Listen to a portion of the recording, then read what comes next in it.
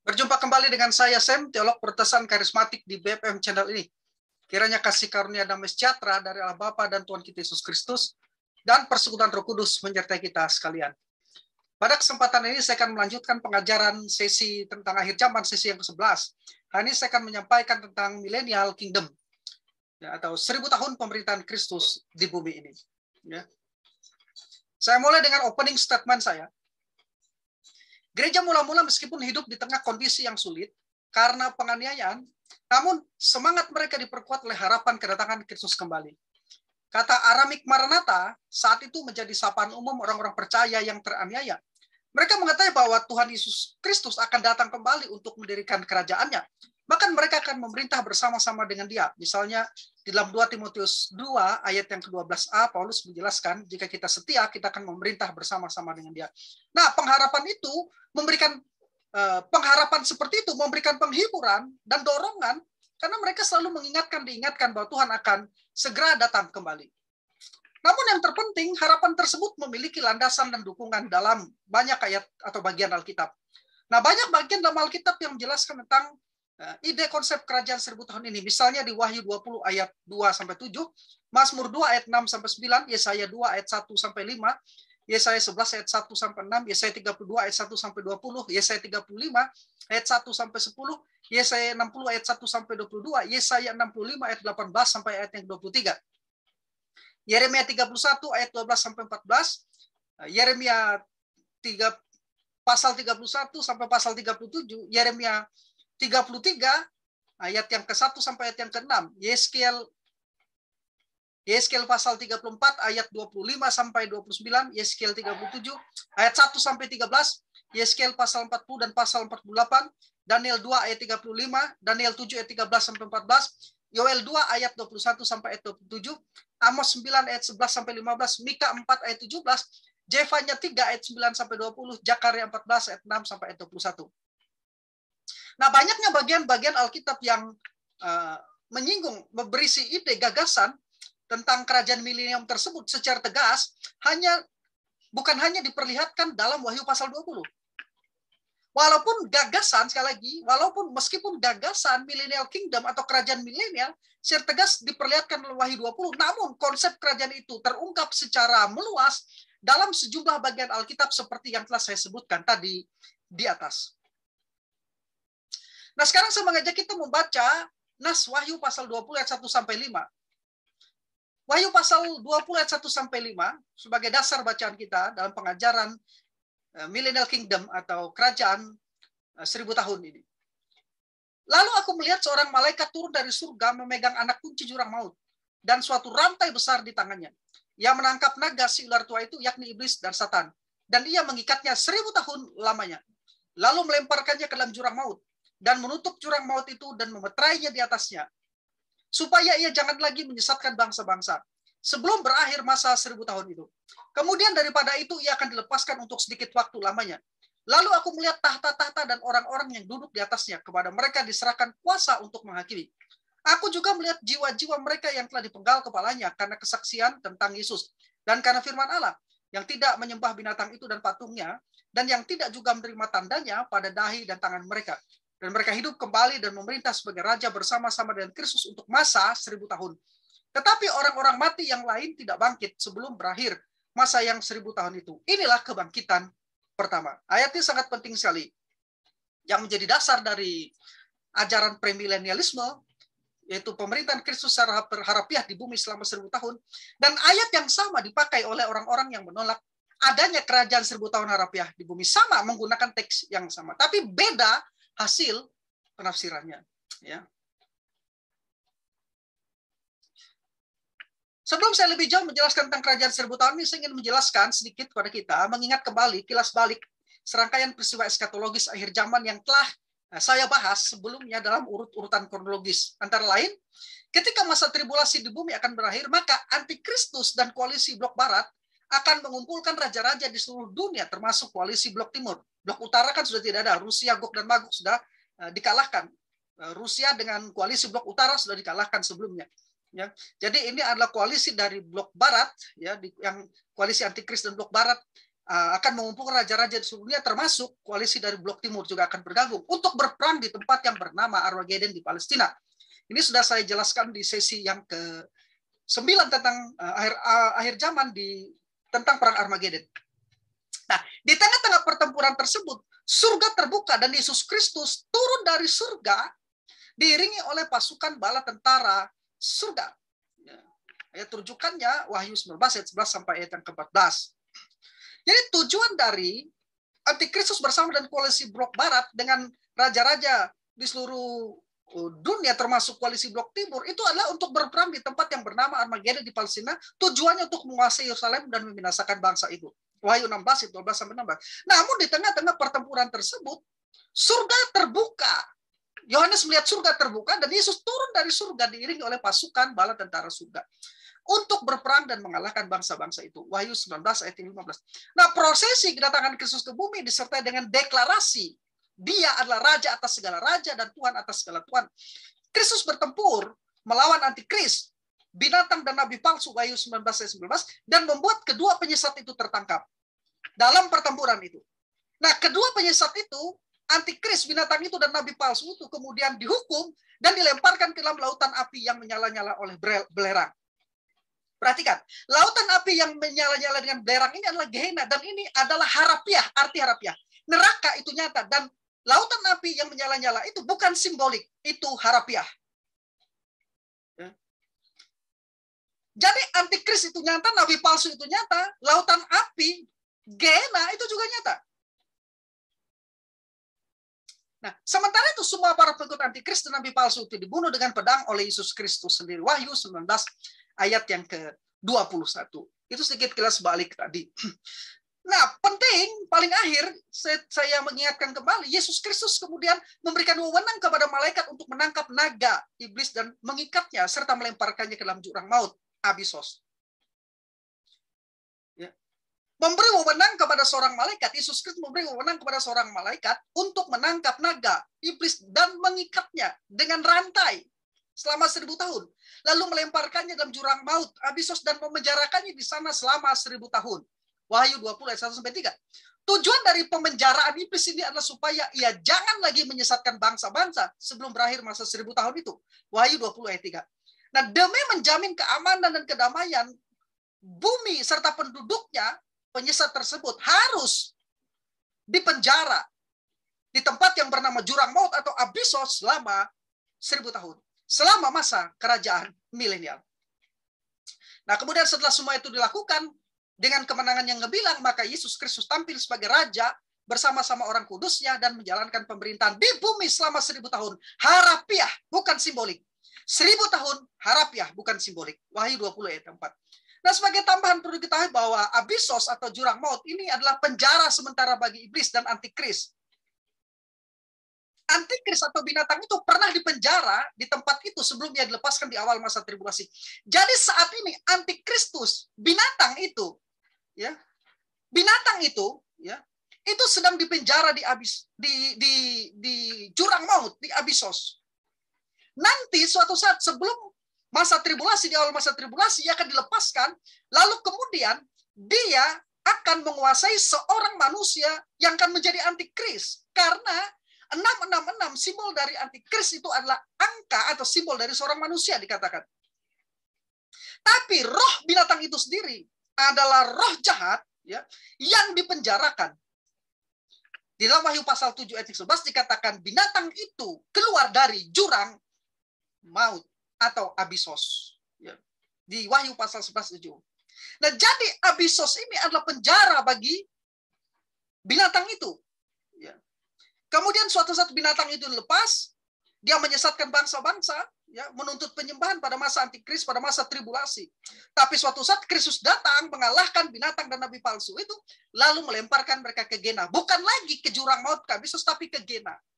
Nah, kemudian di akhir masa tribulasi dan di awal kerajaan 1000 tahun itu, justru sekarang si naga atau iblis itu yang dikurung, dipenjarakan di Abisos, di jurang maut itu, selama 1000 tahun. Dengan demikian, Abisos atau jurang maut itu adalah penjara sementara baik bagi binatang dan juga bagi iblis. Ya. Ini berbeda dengan Hades dan Gena. Hades itu nyata, ini adalah intermediate state, tempat penampungan sementara dari orang-orang yang tidak percaya kepada Kristus, yang menolak Kristus. Gena itu beda lagi. Gena adalah lautan api yang menyala-nyala oleh belerang. Ini ada neraka. Dan ini juga harafiah. Hades, Gena itu harafiah. Ya, Abysos, jurang maut juga harafiah. Ya. Nah, kalau halal itu bersifat harafiah, maka kerajaan 1000 tahun juga bersifat harafiah. Merantai pun bersifat harafiah, bukan simbolik. Ya. Ini penting saya tegaskan. Kenapa? Karena ada orang tidak percaya bahwa kerajaan 1000 tahun itu adalah kerajaan yang literal. Saya telah banyak membaca buku-buku dogmatika, eskatologi dari orang-orang yang tidak percayakan kerajaan 1000 tahun yang harafiah atau literal.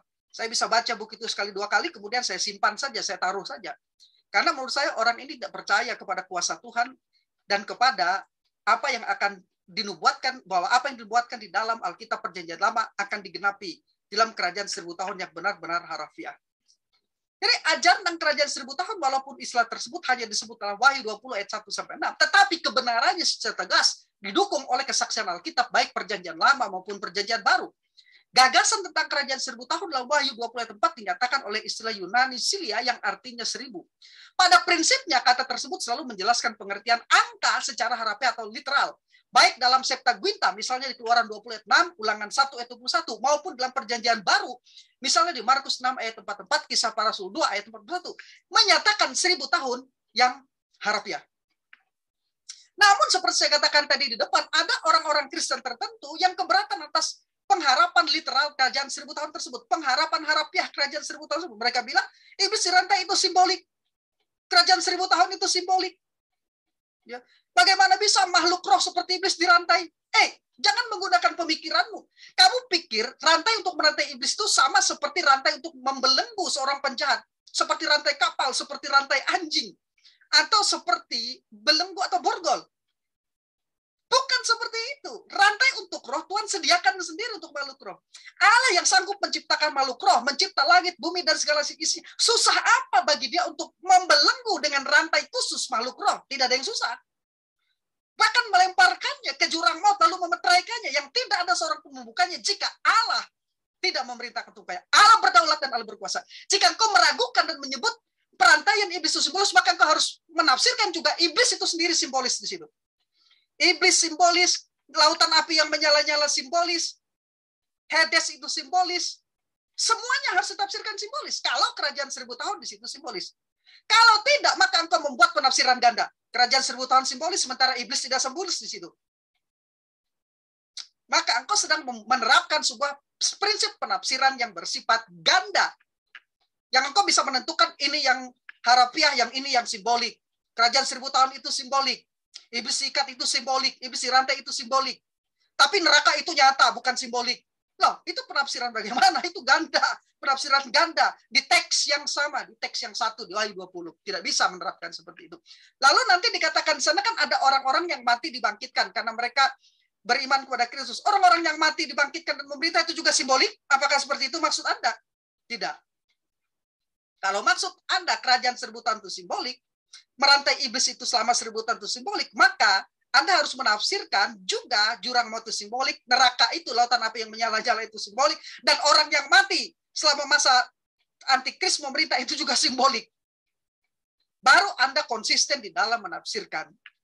Maka penafsiran premilenialisme menafsirkan secara harafiah literal. Kerajaan 1000 tahun itu adalah kerajaan literal. Ya. Karena keterangan serta bukti-bukti dari Alkitab jelas menyatakan bahwa kerajaan yang dinantikan oleh orang percaya tersebut bersifat nyata dan harafiah, bukan simbolik.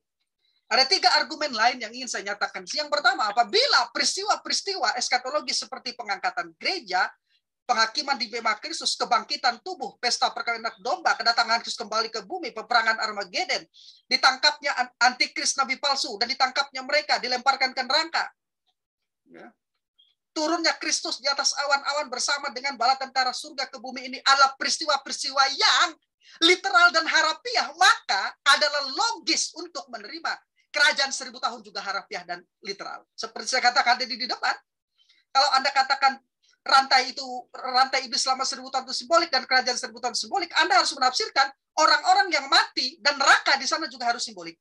Berarti tidak ada neraka, berarti tidak ada orang-orang mati, semuanya simbolik toh. Maka jangan memaksakan penafsiran cara ganda seperti itu. Dalam penafsiran premilenialisme, kerajaan itu benar-benar kerajaan yang literal. Kemudian argumen yang kedua, Rasul Yohanes dalam Wahyu 20 ayat 3 menggunakan dua istilah Yunani untuk menjelaskan gagasan waktu yang normal, yaitu Silia Eta, yang artinya 1000 tahun, dan Mikron Kronon yang berarti sedikit waktu. Nah, apabila Mikron Kronon atau sedikit waktu ini diterima secara harafiah, dan memang harusnya harafiah, karena memang harus harafiah, karena Mikron Kronon itu menunjuk pada jumlah waktu yang dapat dihitung secara normal. Maka, apabila Mikron Kronon itu diterima pengertian harafiahnya sebagai jumlah waktu, Mikron Kronon itu kan diterjemahkan sedikit waktu. Itu adalah jumlah waktu yang dapat dihitung secara normal. Diterima secara harafiah, maka di dalam teks yang sama di Wahyu 20:23, kata 1000 tahun, Silia Eta juga harus diterima secara harafiah. Karena kedua kata itu, baik Silia Eta dan Mikron Kronon, ya, itu adalah kata yang sejajar di dalam satu teks itu. Jadi Anda tidak bisa membuat penafsiran ganda lagi. Seperti sejarah, Silia Eta 1000 tahun itu simbolik. Tapi sedikit waktu itu menunjuk waktu yang benar-benar harafiah. Oh, itu namanya penafsiran ganda. Dan itu tidak konsisten. Ya.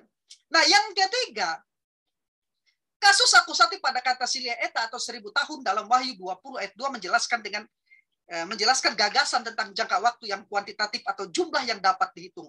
Karena itulah istilah Silia Eta itu diulangi lagi sebanyak 5 kali dalam teks selanjutnya di Wahyu 20 ayat 3-7, guna mempertegas gagasan tahun secara harafiah tersebut atau secara literal. Nah, seandainya istilah Silia Eta itu adalah simbolik atau kiasan, maka tentulah istilah tersebut tidak perlu disebutkan sampai sebanyak 6 kali dalam teks yang sama. Karena itu dapat disimpulkan dari 3 argumen dan argumen-argumen semuanya tadi, bahwa istilah Silia Eta atau 1000 tahun dalam Wahyu 20 ayat 1-7 tersebut merupakan periode atau jangka waktu yang harafiah, bukan simbolik.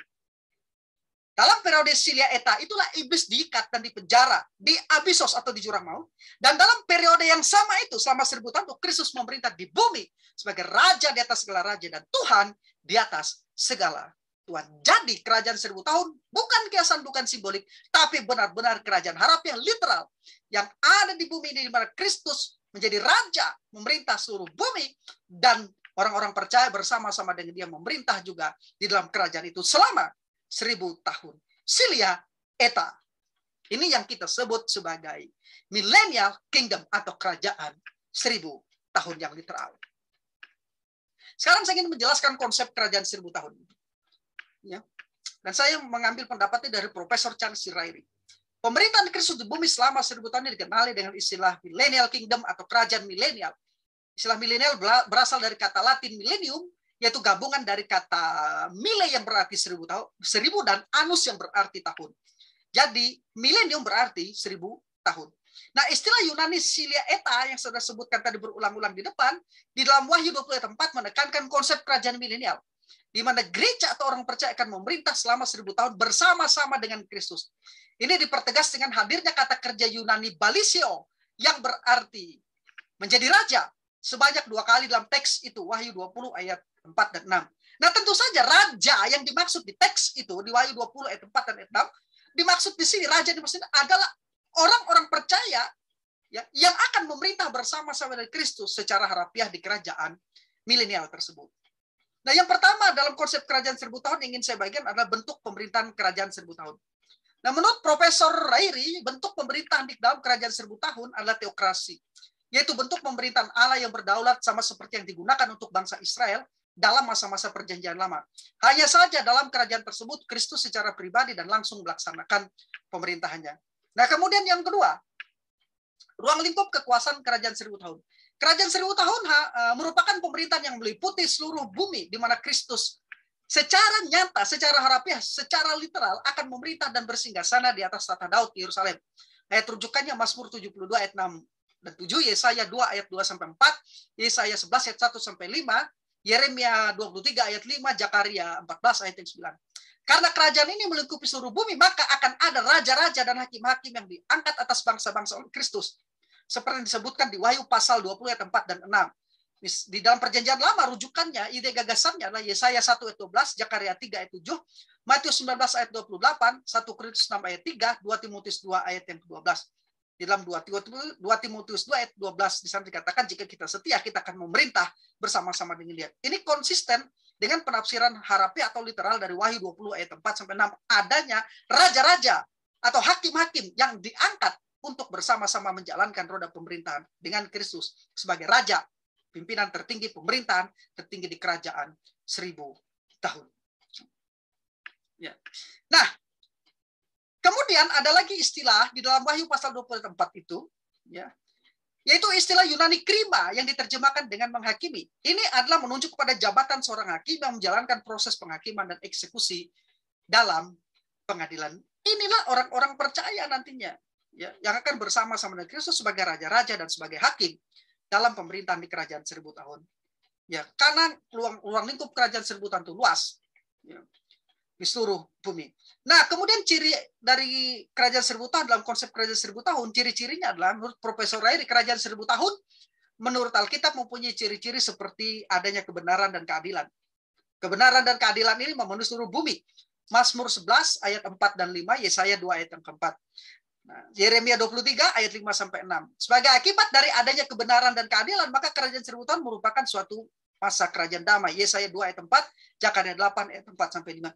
Jadi ada kebenaran. Di mana ada kebenaran, di situ ada keadilan. Di mana ada keadilan, di situ ada damai sejahtera. Maka kerajaan 1000 tahun ini juga disebut sebagai kerajaan Shalom atau kerajaan damai.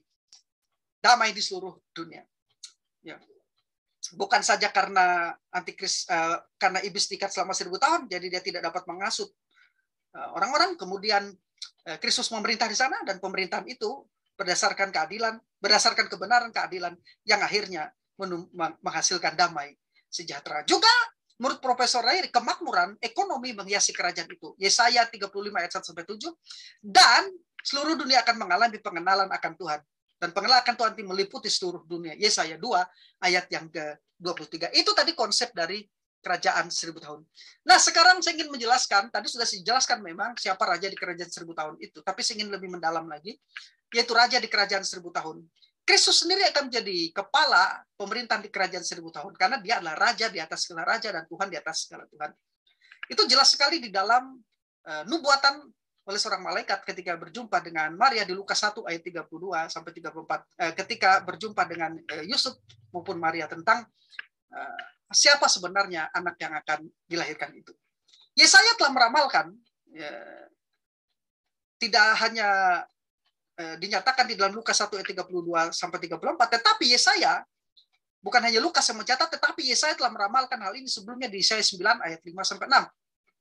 Yang nantinya digenapi di Lukas 1 ayat disampaikan oleh malaikat di Lukas 1 ayat 32 sampai ayat yang ke-34. Jadi meskipun Kristus sekarang adalah raja, karena ia adalah raja segala zaman tentunya, jelas 1 Timotius 1 ayat 6 sampai 7, tetapi ia tidak pernah ditetapkan sebagai raja gereja. Yesus tidak pernah ditetapkan sebagai raja gereja. Di bagian mana dikatakan Yesus adalah raja gereja? 1 Timotius 1 ayat 16 sampai 17, Yesus adalah raja segala zaman, tapi dia bukan raja gereja. Dia adalah kepala untuk gereja. Dan dia adalah mempelai laki-laki untuk gereja sebagai mempelai pria. Itu jelas pengajarannya. Sebab itu kerajaan 1000 tahun nanti merupakan realisasi dari nubuat Alkitab tentang mesianik bagi pemerintahan Kristus sebagai raja segala raja di bumi ini, yaitu di kerajaan 1000 tahun. Wahyu 15 ayat yang ketiga. Yesus sebagai raja adalah sebuah tema yang lazim umum di Alkitab. Misalnya di Kejadian 49 ayat 10 menubuatkan bahwa Mesias berasal dari suku Yehuda dan memerintah sebagai raja. Nubuat ini kemudian diperkuat dengan perjanjian kekal dan tanpa syarat yang dibuat Allah kepada Daud, bahwa seseorang dari dinastinya akan memerintah selama-lamanya. Nah, 3 kunci perjanjian Allah kepada Daud ini adalah kata rumah, tahta, dan kerajaan. Ayat rujukannya 2 Samuel 7 ayat 12 sampai 16. Rumah di sini menunjuk pada dinasti Daud atau keluarga kerajaan. Tahta di sini menunjuk pada kekuasaan atau hak memerintah Daud. Dan kerajaan yang ketiga menunjuk pada negara atau kerajaan politik, teritorial politik Daud yang adalah bangsa Israel. Janji kepada Daud ini akan digenapi ketika Yesus Kristus yang adalah keturunan Daud duduk di tahta Daud di Yerusalem dan memerintah atas Israel dalam kerajaan milenial yang harafiah. Lukas 1 ayat 30 sampai 33, bandingkan juga Yeskiel 37 ayat 22 sampai 25, Amos 9 ayat 11 sampai 13, dan Zefanya 3 ayat 15 sampai 17. Nah, masih ingat kenaikan Kristus ke surga? Kenaikan Kristus ke surga yang dicatat dalam Kisah Rasul 1 ayat 9, dalam awan-awan kemuliaan waktu dia naik ke surga itu. Kemudian dikatakan oleh Alkitab, dia didudukkan di sebelah kanan Allah Bapa. Itu menandakan apa? Menandakan dua hal. Peristiwa kenaikan Kristus ke surga dan didudukannya Kristus sebelah kanan Allah Bapa menandakan dua hal. Yang pertama, otoritas dan kuasa yang memang dimiliki oleh Yesus sebelum dia berinkarnasi. Dan yang kedua, itu adalah pelantikan, menandai pelantikan Yesus sebagai Raja atas alam semesta. Karena itulah saya yakin bahwa pelantikan Yesus Kristus sebagai Raja bukanlah hal yang akan terjadi di kemudian hari, di akhir zaman, atau di kerajaan milenial. Yesus tidak dilantik di kerajaan milenial. Yesus sudah dilantik sebagai Raja dalam peristiwa kenaikannya ke surga dan didudukannya di sebelah kanan Allah Bapa. Pelantikan itu telah dilaksanakan, sekali lagi, pada saat kenaikan Kristus ke surga dan didudukannya di sebelah kanan Allah Bapa. Ibrani 1 ayat 13, Wahyu 11 ayat 15 sampai 19. Sedangkan kerajaan 1000 tahun nanti, perhatikan, sedangkan kerajaan 1000 tahun nanti merupakan realisasi dari pemerintahannya sebagai raja di bumi. Jadi bukan dilantik sebagai raja lagi kerajaan 1000, tapi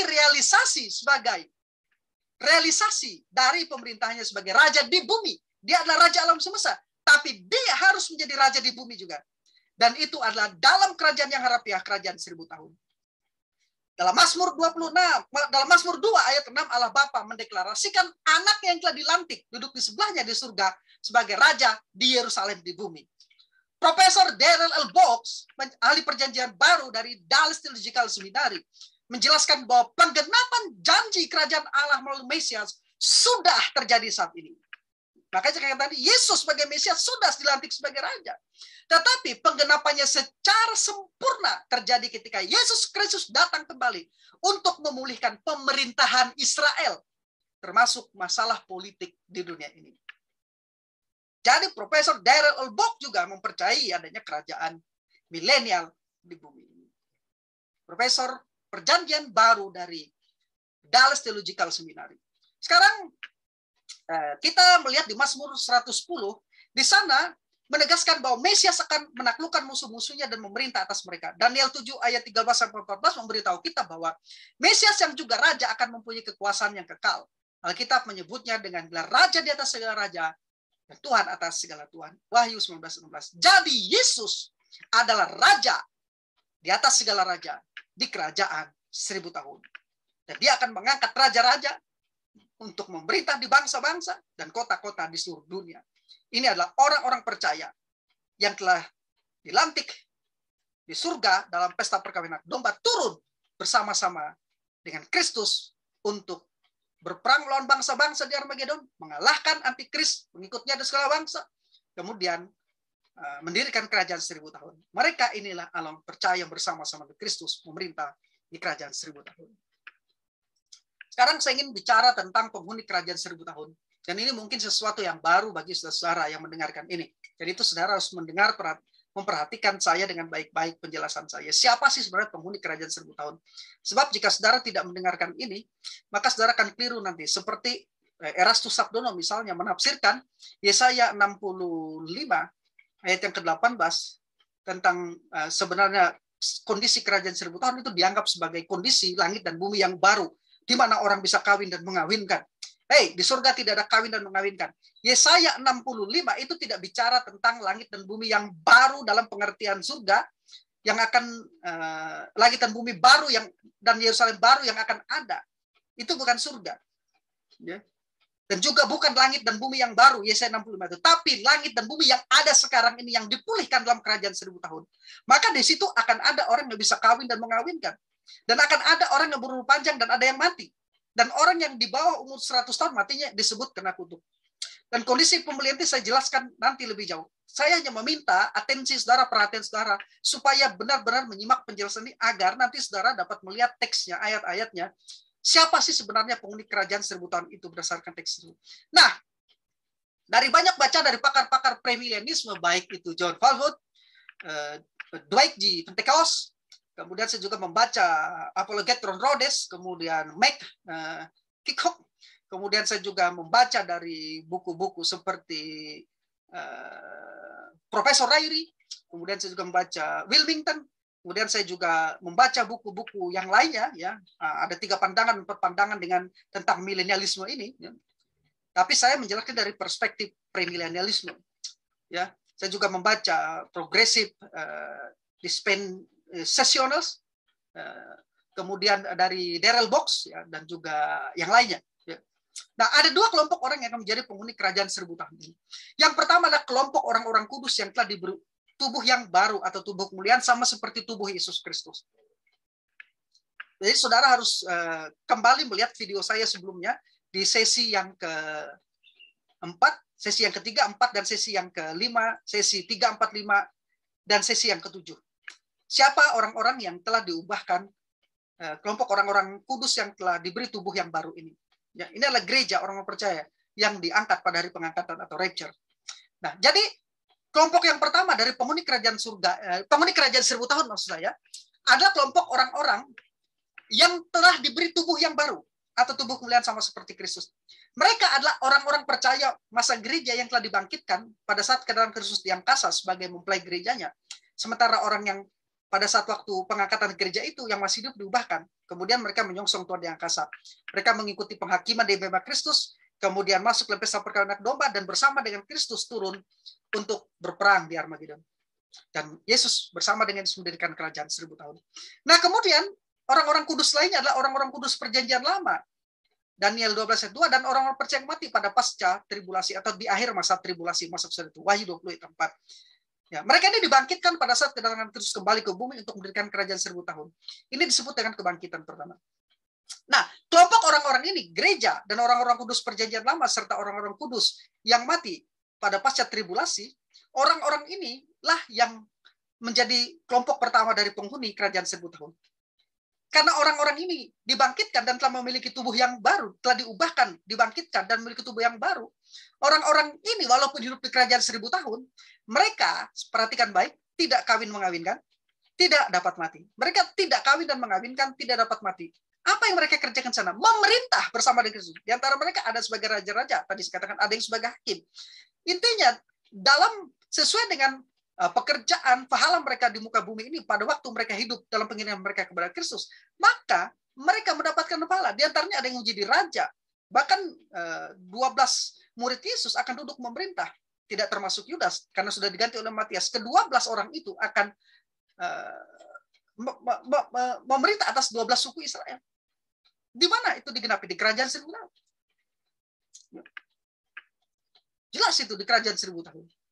Wahyu 20 ayat 6, berbahagialah dan kuduslah ia yang mendapat bagian dalam kebangkitan pertama itu. Kematian yang kedua tidak berkuasa lagi atas mereka. Tetapi mereka akan menjadi imam-imam Allah dan Kristus. Dan mereka akan memerintah sebagai raja bersama-sama dengan dia 1000 tahun lamanya. Itu adalah pemerintahan yang harafiah, kerajaan yang harafiah. Dan Kristus memerintah secara harafiah. Karena kedatangan Kristus juga adalah harafiah. Jadi ketika Kristus datang secara harafiah, jangan pernah menafsirkan kerajaan yang didirikan itu simbolik. Itu namanya menerapkan penafsiran ganda, sekali lagi. Metode ganda penafsiran. Dan itu tidak konsisten. Nah, kelompok yang kedua, orang-orang yang berada di kerajaan 1000 tahun adalah kelompok orang-orang Yahudi dan non-Yahudi di seluruh dunia yang percaya kepada Yesus pada masa akhir tribulasi. Namun, masih berada dalam tubuh yang lama, tubuh fana. Beda dengan kelompok yang pertama tadi, adalah kelompok orang-orang yang telah diubahkan dengan tubuh yang baru, dengan tubuh kemuliaan. Ini yang kedua adalah kelompok orang-orang Yahudi dan non-Yahudi dari berbagai bangsa di seluruh dunia yang percaya kepada Yesus pada masa akhir masa tribulasi.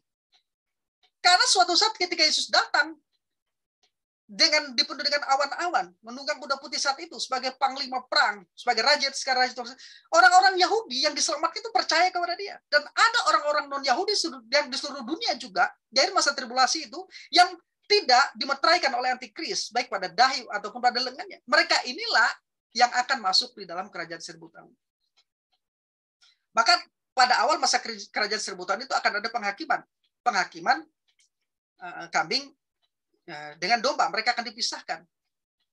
Ya, yang kambing akan dihukum, dibuang ke tempat penghukuman, sedangkan domba itu dipisahkan masuk dalam kerajaan 1000 tahun. Maka dikatakan di sana ada yang diambil dan ada yang dibawa. Yang dibawa bukan diangkat, dibawa ke penghukuman. Maka di mana ada burung, di mana ada banyak bangkai, situ ada burung nasar, kata Tuhan. Jadi ayat di Matius pasal 24, Matius pasal 26 itu bukan bicara tentang pengangkatan gereja. Semua penganut premilenialisme tidak memakai ayat itu, tidak menafsirkan itu sebagai pengangkatan gereja. Orang-orang dibawa pada masa itu. Yang dibawa itu adalah dibawa untuk dihukum. Yang tinggal itu justru akan tinggal dalam kerajaan 1000 tahun. Ya. Nah, jadi orang-orang ini masih hidup. Ya, yang percaya kepada Kristus ini, kelompok orang-orang ini. Nah, karena kelompok orang-orang ini masih hidup, belum pernah mengalami kematian, maka berarti mereka ya masih memiliki tubuh yang fana. Kelompok orang-orang ini, mereka dapat kawin dan mengawinkan, dan mereka juga dapat mati. Ya. Mereka dapat mati. Jadi ini adalah kelompok orang-orang yang masih memiliki sifat dosa, dapat kawin, mengawinkan, dan dapat mati. Jadi ada dua kelompok ini. Saya harap ini bisa ditangkap dan bisa jelas. Hanya orang-orang hidup di kerajaan 1000 tahun ini adalah orang-orang yang panjang umur. Nah, jadi tetapi meskipun umur panjang menjadi ciri kerajaan 1000 tahun, Alkitab menyatakan bahwa baik orang Yahudi maupun non-Yahudi, bangsa-bangsa di seluruh dunia pada saat itu dengan tubuh mereka yang fana akan menjadi tua dan mati. Yesaya 65 ayat 20. Nah, ini kondisinya. Jangan salah menggunakan ayat Yesaya 65 ayat 20 ini. Seakan-akan akan ada orang yang tua, lalu mati di atas umur 100 tahun, lalu ada kawin dan mengawinkan, lalu menyatakan ayat ini adalah perkawinan di surga. Ini salah. Ayat ini adalah kondisi kerajaan 1000 tahun, di mana orang-orang percaya akan berumur panjang. Tapi orang-orang percaya pada zaman itu, ya bukan orang-orang percaya telah mendapat tubuh yang baru. Maka tadi ada dua kelompok orang yang hidup di kerajaan 1000 tahun itu. Orang percaya yang sudah dengan tubuh kemuliaan, ya, dan orang percaya yang masih hidup setelah masa tribulasi, baik orang Yahudi maupun orang bukan Yahudi. Nah, jadi orang-orang yang itulah di kelompok dua inilah yang bisa kawin dan mengawinkan dan bisa mati karena mereka masih memiliki sifat dosa, belum mengalami pengubahan secara sempurna. Ya. Nah, semua orang yang mati pada periode masa kerajaan 1000 tahun di kelompok dua ini, ya, akan dibangkitkan nanti pada akhir masa 1000 tahun, Wahyu 24. Sebagian untuk mendapatkan hidup kekal, sebagian lagi untuk dihukum bersama dengan orang yang tidak percaya sepanjang zaman. Wahyu 20 ayat 10-11. Alkitab menyatakan bahwa pasangan-pasangan yang sudah menikah dari kelompok ini tentu saja akan mempunyai anak-anak sepanjang masa 1000 tahun itu. Nah, ayat rujukannya Yesaya 65 tadi, mulai dari ayat 20, saudara baca di sana. Akan ada kawin mengawinkan dan melahirkan, memang ada. Tapi dari kelompok orang-orang yang belum mengalami tubuh kemuliaan. Ya, di masa kerajaan 1000 tahun. Jadi dapat dikatakan bahwa kerajaan 1000 tahun akan dihuni oleh dua kelompok masyarakat. Kelompok masyarakat yang memerintah bersama dengan Kristus adalah gereja orang percaya dan juga kelompok orang dan juga orang-orang perjanjian lama yang percaya dibangkitkan. Mereka akan memerintah bersama-sama dengan Kristus, termasuk Abraham dan Daud juga dibangkitkan di sana. Kelompok yang kedua adalah kelompok orang-orang yang diselamatkan, tidak mengalami kematian, diselamatkan pada saat kedatangan Kristus dan mereka percaya kepada Yesus Kristus.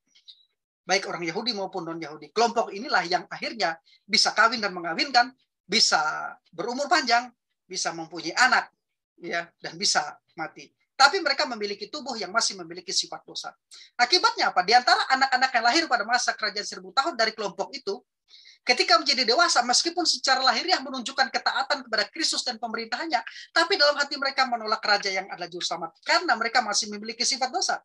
Jadi secara lahiriah mereka menerima Kristus, pemerintahannya ketaatan dilakukan, tapi dalam hatinya memberontak dan melawan kepada Kristus. Karena itulah di akhir masa tribulasi itu, ketika iblis dilepaskan untuk waktu yang singkat, iblis kemudian menghasut orang-orang ini yang hatinya sudah menolak dan memberontak kepada Kristus. Lalu mereka akan pergi ke daerah tempat yang namanya Gog dan Magog untuk berperang melawan Kristus, memberontak terhadap kerajaan Kristus. Namun apa yang terjadi? Semua orang yang dikumpulkan bisa yang memberontak dalam hatinya, kemudian mewujudkannya ketika dihasut di pengaruh antikris. Di Wahyu 20 ayat 7-10. Mereka ini yang akhirnya memberontak bersama-sama dengan iblis. Iblis mengumpulkan mereka di tempat yang bernama Gog dan Magog.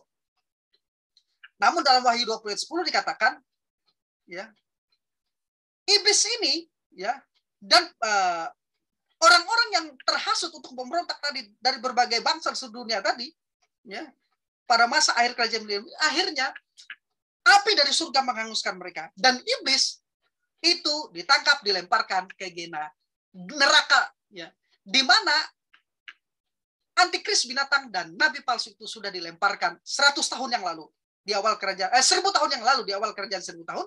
Di akhir kerajaan 1000 tahun iblis menyusul dilemparkan ke Gehenna. Nah, itu tadi dua kelompok orang-orang yang menjadi penghuni kerajaan 1000 tahun. Ya. Saya harap ini sesuatu yang sudah jelas. Ya. Tujuan dari kerajaan 1000 tahun. Ya, ini penting. Karena gereja dan Israel merupakan dua entitas yang berbeda, maka tujuan umum kerajaan 1000 tahun terutama berhubungan dengan kedua entitas ini, gereja dan Israel. Jadi karena entitas gereja dan Israel berbeda, maka dua program Allah yang berbeda untuk mereka. Namun tujuan umum kerajaan 1000 tahun terutama berhubungan dengan keduanya. Walaupun ada tujuan-tujuan lainnya. Yang pertama, tujuan yang berkaitan gereja, di mana Kristus telah berjanji bahwa gereja atau orang percaya akan memerintah bersama-sama dengan dia. Jadi yang memerintah dalam kerajaan 1000 tahun adalah gereja, orang-orang percaya, mempelai wanita Kristus. Matius 19 ayat 28, Lukas 19 ayat 16-19, 1 Korintus 6 ayat 2, 2 Timotius 2 ayat 12, Wahyu 2 ayat 27, Wahyu 5 ayat 9 dan ayat 10. Nah, sekarang tujuan yang kedua. Berkaitan dengan bangsa Israel dan untuk merealisasikan perjanjian kekal dengan Daud yang sudah saya jelaskan tadi di depan. Yang di 2 Samuel pasal 7 ayat 11-19. Perjanjian itu dimeteraikan dengan sumpah. Perjanjian Allah kepada Daud tanpa syarat dan kekal ini perjanjian yang dimeteraikan dengan sumpah. Mazmur 89 ayat 4 dan 5 ayat 21 sampai 30. Maka harus Allah sendiri karena telah bersumpah dan berpegang pada sumpahnya harus mendirikan kembali suatu kerajaan di atas bumi. Jadi inilah perjanjian tanpa syarat yang akan digenapi dilaksanakan oleh Allah sendiri. Bagaimanapun caranya, Allah dalam kehendaknya berdaulat dapat mengerjakannya. Maka kerajaan 1000 tahun harus terrealisasi, harus ada di bumi ini, di mana Kristus akan duduk di atas tahta Daud. Dan kerajaan 1000 tahun, kerajaan kekal, akan berlangsung selama 1000 tahun di bumi dan akan berlangsung terus selama-lamanya. Sekalipun kerajaan 1000 tahun di bumi ini berakhir, tapi kerajaan Kristus kemudian dilanjutkan di pemerintahan di Yerusalem baru, langit dan bumi yang baru. Sementara langit dan bumi yang lama ini dikremasi di akhir masa kerajaan 1000 tahun sebelum penghakiman di tahta putih yang besar. Ya. Jadi suatu kerajaan harus didirikan kembali di Israel, kerajaan di atas muka bumi ini. Kemudian Israel akan bertobat dan mereka akan diperbaharui. Yesaya 66 ayat 8, Yeremia 31 ayat 31 sampai 37, Zakaria 12 ayat 1 sampai 13, Roma 11 ayat 25 sampai ayat yang ke-26. Sekarang tujuan yang ketiga dari kerajaan 1000 tahun adalah tujuan berkaitan dengan berkat atas ciptaan sebagai balikan kutuk.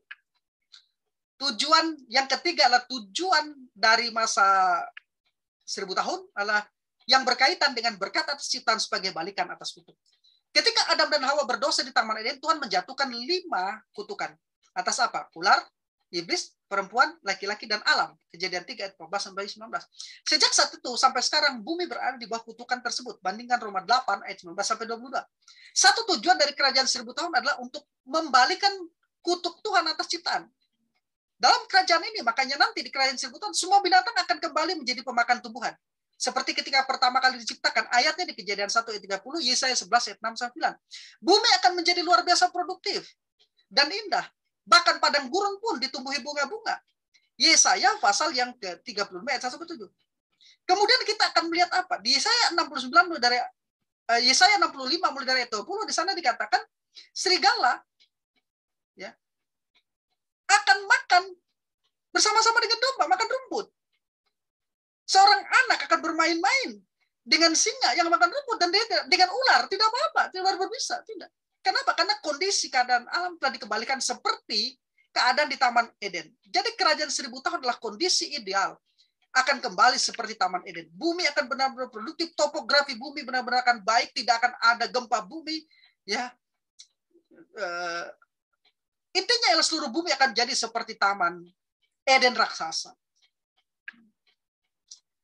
Jadi benar-benar kerajaan 1000 tahun itu adalah berkat yang menjangkau, ya, bukan hanya di dalam sistem pemerintahan, tetapi juga bahkan sampai kepada seluruh alam semesta di bumi. Ya, akan merasakan dampak dari kehadiran Sang Raja di atas segala raja. Raja damai, Raja kekal, itu Yesus Kristus yang memerintah di kerajaan itu. Yang keempat, tujuan yang berkaitan dengan ujian akhir bagi manusia. Alkitab mengajarkan bahwa manusia berdosa baik dalam sifat maupun perbuatannya. Ini tadi manusia yang hidup dalam kerajaan sebutan pada kelompok yang kedua. Kalau orang-orang yang berada di pada kelompok yang pertama tadi telah diberi tubuh kemuliaan adalah orang-orang yang tidak lagi dapat berdosa. Beda dengan orang di kelompok dua yang hidup pada kerajaan 1000 tahun, tapi tubuh dengan tubuh yang panah dan memiliki sifat dosa. Maka mereka, di antara mereka ada beberapa nanti, dan jumlahnya banyak akan ikut dalam pemberontakan karena hasutan iblis di akhir kerajaan 1000 tahun. Nah, ternyata kerajaan 1000 tahun akan merupakan bukti yang terakhir yang meyakinkan dari fakta ini, ya, bahwa sifat dan perbuatan manusia yang belum diubahkan benar-benar secara sempurna, ya, oleh kasih karunia Tuhan tidak mungkin bisa melawan dosa. Selama masa milenial ini iblis diikat di jurang maut abisos sehingga ia tidak bisa menghasut manusia selama masa 1000 tahun itu, dan Yesus Kristus hadir secara kasat mata memerintah bumi yang sudah dipulihkan. Ini berarti kondisi kerajaan 1000 tahun adalah kondisi bumi yang sudah ideal. Namun sekumpulan orang yang dilahirkan dan dibesarkan pada masa 1000 tahun ini ada di antara mereka dalam jumlah yang banyak dari berbagai bangsa-bangsa seluruh dunia. Selama 1000 tahun itu kan terjadi perkembangbiakan yang luar biasa. Karena kelompok ini mengawinkan, kemudian melahirkan anak-anak, dan mereka berumur panjang. Kelompok-kelompok dari kelompok ini, orang-orang inilah nanti, ya, karena masih hidup dalam tubuh yang belum dimuliakan, tubuh yang lama, tubuh yang seperti kita miliki saat ini. Mereka masih memiliki hati yang bisa berdosa dan berontak kepada Tuhan. Jadi walaupun secara lahiriah nantinya mereka akan tunduk pada pemerintahan Kristus untuk menghindari penghakiman tentunya. Namun di dalam hati mereka memberontak terhadap raja di atas segala raja dan Tuhan di atas segala Tuhan itu. Dan momentum yang tepat ketika iblis dilepaskan dari abisos, dari jurang maut tempat dia dipenjarakan untuk waktu yang singkat di akhir kerajaan 1000 tahun, itulah Wahyu 27. Maka Wahyu 27 dan Wahyu 20 ayat 8 dan 9 dikatakan, ia akan pergi menyesatkan bangsa-bangsa pada tempat penjuru bumi, yaitu Gog dan Magog, dan mengumpulkan mereka untuk berperang. Dan jumlah mereka sama dengan banyaknya pasir di laut. Maka naiklah mereka ke seluruh dataran bumi, lalu mengepung perkemahan tentara orang-orang kudus dan kota yang dikasihi itu. Nah, kondisi menurut Profesor Dwight G. Pentecost, kondisi kerajaan milenial yang ideal membuktikan melampaui keraguan apapun bahwa manusia adalah makhluk yang berdosa. Dari kelompok dua tadi.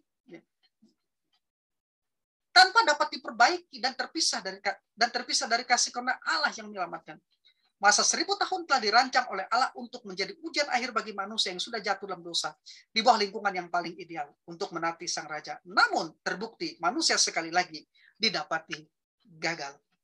Maka benar-benar semua manusia yang tidak percaya pada saat itu akan dihukum, yang percaya akan diubah tubuhnya. Langit dan bumi ini dikremasi. Sementara itu bersama dengan itu muncul tahta putih. Allah menghakimi semua orang. Membangkitkan semua orang yang mati dari segala zaman yang belum percaya.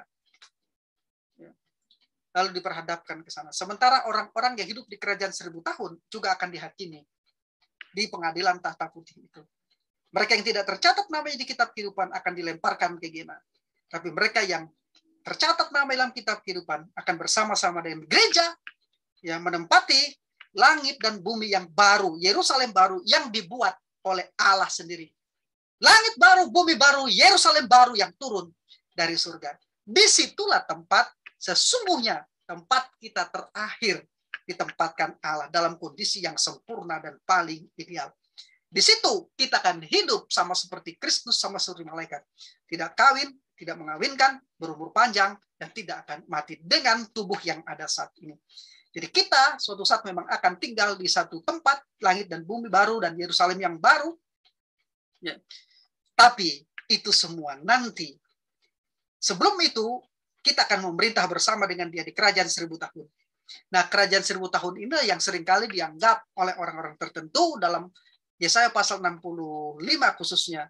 Padahal itu bicara tentang langit dan bumi yang dipulihkan dalam kerajaan 1000 tahun. Kondisi yang ideal dan dipulihkan seperti Eden.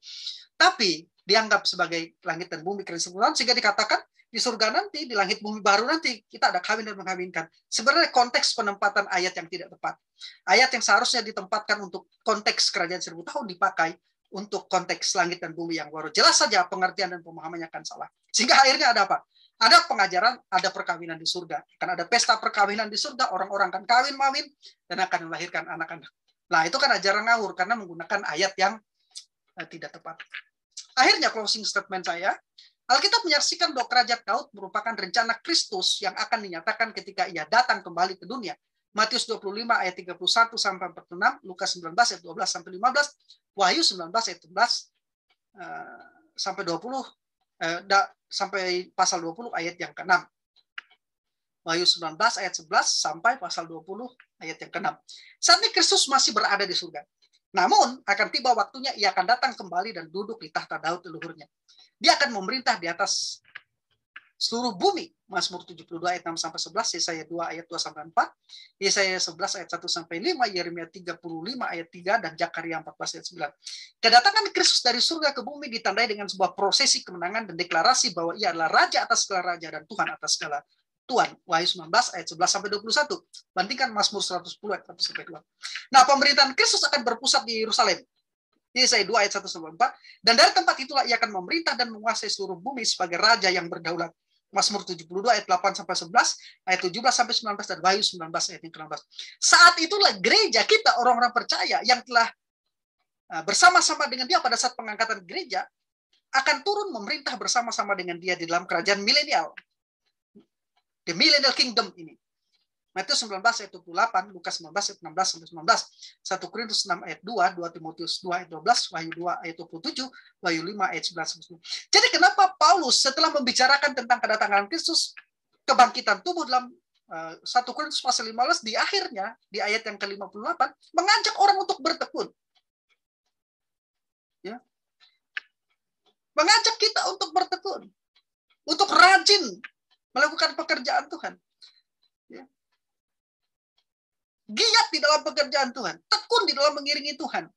Karena dikatakan jerih payah kita tidak sia-sia. Jadi kita tidak menanti kerajaan 1000 tahun, tapi itu pengharapan kita. Tetapi kita menanti kedatangan Kristus kembali untuk membawa kita sebagai mempelai gerejanya.